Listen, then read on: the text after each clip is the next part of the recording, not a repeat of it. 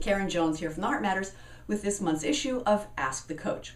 Oh, we're going to get a lot of bang for the buck out of this question for this month from Sally, because you'll see that there's a lot of different issues that she's dealing with. My boyfriend has been unemployed for a few months now and has basically moved in with me. I don't feel financially strained to have him here, but I'm running out of patience. I don't think he is working hard enough to get a job.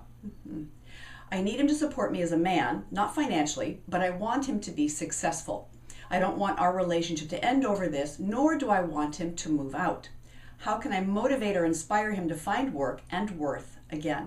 And how can I deal/support him with all of this while he's in this place? What a great question. And given the economic climate, this is happening to a lot of women. But there are a lot of different things happening here for you, my gal, Sally. First of all, you guys didn't talk about moving in together. It just sort of happened.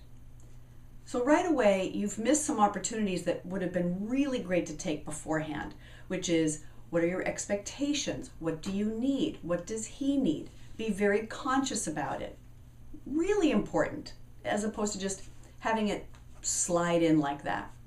Right? Then you're also talking about how to support him to be a man, right? You don't even care about the money piece, which is smart because a lot of women actually have that requirement. Even women who have the financial capacity to support themselves, their man, and probably a few other people to boot.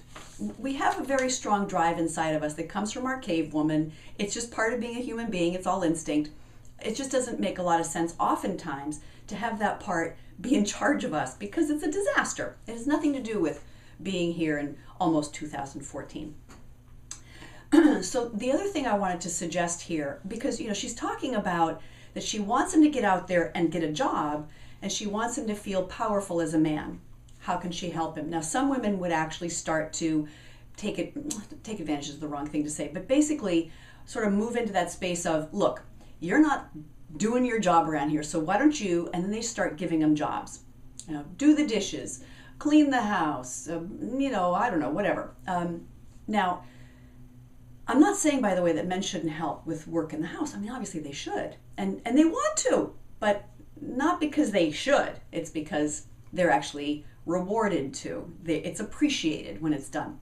But the other thing, too, is if you have this man who really could use all that space and energy to go out and find a job, and you're cluttering up his day with tasks just so that you feel okay about his productivity, it's going to just bite you in the butt. So better to just ask him for whatever you can ask him for that will help him to feel empowered and have you feel like he's really providing for you, but don't have it take up his whole day. Help with lifting something, opening something. I can't think of a lot of examples right now, but just remember that you don't want to slide over into that, well, now you owe me, and slip more into that sort of boss or mom or judge. Death. No judge. No judge.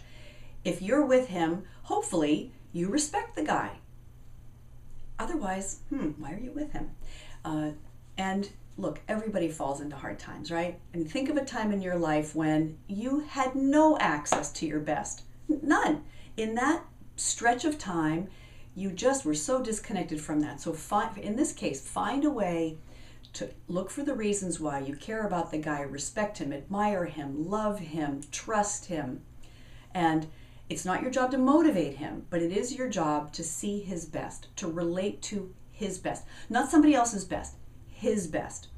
All right, big difference. You don't want to have a relationship with someone's potential, which sort of says, you're not okay yet, but if you get there, you'll be okay.